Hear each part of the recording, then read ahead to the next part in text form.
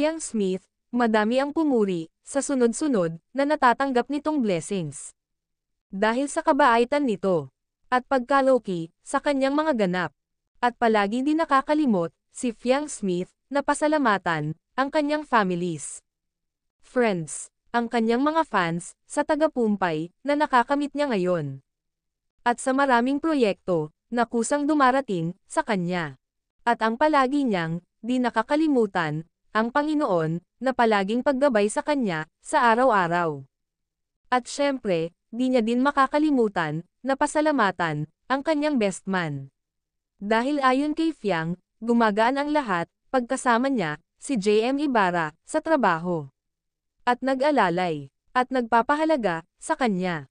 Congratulations, our lovely Fiang Smith, sa first award na natanggap mo. This is only the beginning, Fiang.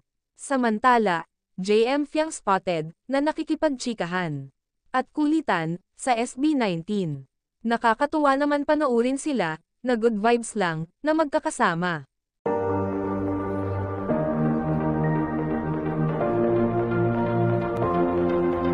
If you're someone who needs to hear this, take a breath.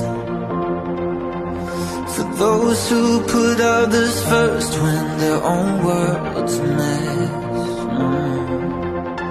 For anyone who feels like they're near the end.